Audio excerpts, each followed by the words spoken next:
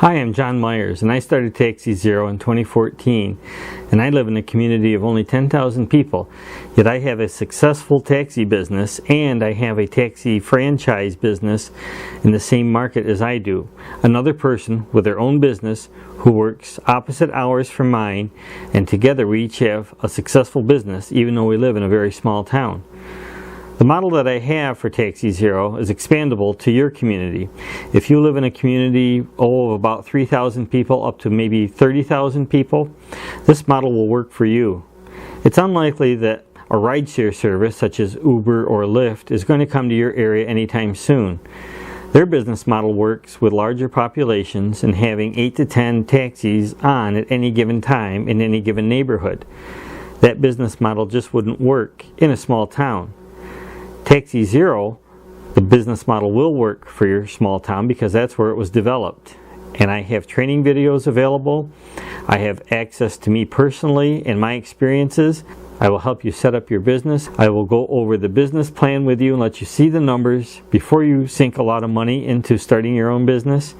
You'll see what your upfront costs are, you'll see what your operating costs are, and you'll see what the potential income is for your area, all before you sink a lot of money into buying your own car and own equipment. But once you decide that Taxi Zero is a business that you think will work for you, I'll be there to help you every step of the way. And all this for one low monthly franchise fee, because I know what fee will work to make you successful in your business, and of course I want you to be successful so that I can be successful. So at the end of this video I'm going to put up some contact information.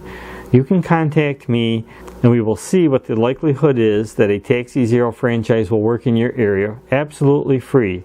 I want to know where you live, what your community is, what the regulatory environment is where you live, who the competitors are currently, all that before we even start looking at the business plan numbers. If you're interested and you want to see the business plan numbers, at that point there will be a small fee involved. But that's much better than sinking a lot of money into a business idea that you don't know is going to work or not. Today we're going to talk about what does a taxi driver do during the day. I get asked that a lot. And I'm going to talk about not only what a taxi driver does on one day, but what a typical week looks like, because really it's different day to day. But over the course of a week, there are some similarities. So my on-call hours are 6 a.m. to 6 p.m. Monday through Friday, and 6 a.m. to 2 p.m. on Saturday. And as I said, I have another business owner who has a Taxi Zero franchise. He has hours that are opposite mine. He comes on at 6 p.m. and works till midnight, Monday through Saturday, and 12 p.m. to 8 p.m. on Sunday. So together, our hours of operation are 6 a.m. to midnight, Monday through Saturday, 12 p.m. to 8 p.m. on Sunday. And even though it looks like we're one business, we're actually two businesses operating opposite each other in time. And that's how we divide up the market, and each one of us has a successful business. Now, before I divided up the time, I was doing the hours myself. I started by being on call 24 hours. But after a short amount of time, I decided I couldn't keep that up. So I cut back my hours mostly to 6 a.m. to 10 p.m. But then on Friday mornings I took off, and Saturday mornings I took off, so I could stay out late on Friday night and Saturday night. Because you can make as much money on a late night Friday night as you can during an 18-hour day during the week. Same thing on Saturday night. Usually one or the other, Friday night or Saturday night, is the busiest, and the other one is kind of busy. But it's not always the same night. Sometimes it's Friday night, sometimes it's Saturday night. It differs week to week. It's kind of strange, but it's just something that I figured out. However, with two of us working, we can cover those hours. In fact, if my business partner gets busy on a Friday night, late night, and I haven't done a lot of driving, I'll be available so that both of us can go out. He'll take the first call and dispatch me as kind of a second driver that he has control over. Same thing on Saturday night. He gets the calls because it's during his hours, but then if he gets too many calls, he'll call me and I'll take the overflow. And it works out good between us. So I start my day 6 a.m. Monday through Saturday. We have a bus station in our town, and the first bus leaves town at 6:10 a.m. Sometimes I get a call the day before. People want me to pick them up at 5 o'clock in the morning or 5:15, and I tell them, it's not like we have 20 buses leaving town. We have one bus. I'll come get you around 5:45 a.m. and you'll have plenty of time to purchase your bus ticket and get situated and find that one bus outside. So you kind of have to educate your customers when you live in a town, especially if they're from out of town and they're not familiar with how things work. From then until about 9:30 a.m. is what I would call the morning commute. You have people who are on a regular basis looking for rides to get to their places of work. You also have some doctor's appointments starting up. People need to get to the hospital sometimes. You'll have some early morning shoppers, and you'll have people who need to get to their hairdresser appointments or things that they've set up early in the morning. We have a couple of universities in our area, and some of the professors are actually multinationals. They come here without even a car. They live in the center of town so that most of the time they can walk to work, but occasionally if the weather's bad, they'll want to take a taxi, or sometimes they just feel like taking a taxi, so they call me, and sometimes I end up taking them to work and bringing them home again at the end of the workday.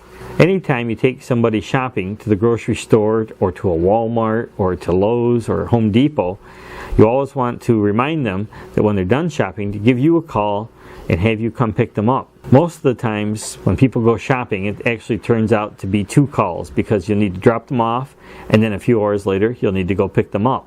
From about 10 a.m. till 2 p.m. is usually a little bit of a lull during the day. There isn't as much regular traffic during those hours. There'll be random calls during that time, but not a steady stream of traffic. That's a good time to rest up, especially if you're working late into the evening. It's a good time to have lunch, or it's a good time to take care of other things that you need to take care of, because as a business owner, you've got to balance your own personal time and the time that you're on call for your business. I leave the phone on during those hours, even if I'm doing something else. The nice thing about this business is you put your phone in your pocket and the business goes wherever you go. You receive the calls even when you're running errands for personal business or for other things that you need to take care of. Beginning in the early afternoon, you'll start to get calls for people that want to go shopping. For some reason, grocery shopping and Walmart shopping tends to start about 2 p.m. and go till 5 or 6 in the evening. That's when you will be taking people to the store and reminding them to call you when they want to be picked up. You'll also have the commuters going home right along with that from 3 till 5 p.m. After about 5 p.m. and starting about 6 p.m., you'll have people going out to restaurants, to bars, or to go shopping again. If you have people in your town from out of town, that's a good chance for them to go out to eat. You'll want to become knowledgeable about the restaurants and bars in your area, even if you don't go to some of them. You'll want to ask around. What do people think of this one? Because you will be asked. You're the taxi driver and you're expected to be the expert. Now, if you hear something that isn't pleasant about a business in your area, I try not to say anything too negative, especially if it's a small business, because you don't want anybody talking negative about your business. Now, people think that taxi drivers do nothing but drive drunk people around. Most of the people I take to restaurants and bars are responsible adults who have cars, who leave them at home, who know they're going to go out and have a couple of drinks and don't want to risk getting a DWI charge. Typically, they'll go out between 6 and 9 in the evening, and the latest that people stay out on any work night is usually 11 p.m. Now, Friday and Saturday nights beginning at 9 p.m. are a different story. It can be very busy between 9 p.m. and 2 a.m. or 3 a.m. depending on when bars close in your area. In fact, it's so busy on Friday and Saturday nights that it's almost like having another day of the week. Taxi cab drivers look at it as a 9-day work week. You have all your normal days, plus you have Friday night and Saturday night. You may even want to consider taking time off on Friday morning and Saturday morning so that you're rested up so that you can stay out late, because you will make a lot of money late night on Friday night or Saturday night. So that's how typical days work. But besides the daily traffic, we also have regional airports about 40 minutes away in 2 different directions, 2 different airports. And I'll head up there a half a dozen times a week. And that'll interrupt my daily routine, because once I'm out of town, of course, I can't pick up anybody locally. But I still take calls, because people don't want to hear the voicemail. They want to hear me. And they always appreciate getting a live answer on the phone call as opposed to a voicemail. So keep that in mind. You'll always want to answer your phone, even when you're out of town. So I have the 2 regional airports. I have a bus station that's 2 hours away. I have larger airports that's an hour and a half away in one direction and 3 hours away in another direction, and I'll probably go to those about 6 times a month. So about 6 times a week to the smaller airports, 6 times a month to the larger airports. These out-of-town trips, these long-distance trips, are actually the most profitable because you'll have a charge-out rate, an hourly charge-out rate that you'll want to make on an hourly basis, and that's how you set your rate. And I go over all of that in the training videos. But you can make your charge-out rate consistently when you take a trip out of town for the 2 or 3 hours that you're on a round trip, or up to 6 hours to the airport that's 3 hours away. My charge-out rate goes for all 6 of those hours. So your long-distance trips are your most profitable. And I'll show you how to develop those markets and how to get repeat customers in each of these little niche markets. We have the morning commute, we have the shoppers, we have the random calls, you have the people going out to dinner, you have people in from out of town, and you have these regional commuters who are going to your airports and bus stations that are farther away. Each one of these represents a niche market that you'll have to develop and take advantage of so that you'll get more and more business over time. So when I'm done, there'll be some contact information on the screen. Please contact me. Let me know where you're at. I'll do a quick Google search of the area. We'll look at the population size. We'll look at how far away other communities are. If there's a college or university in your area, that's always a plus. If there are regional airports or bus stations within a 2 or 3 hour drive, that's always a plus. And if you have both, that's really good.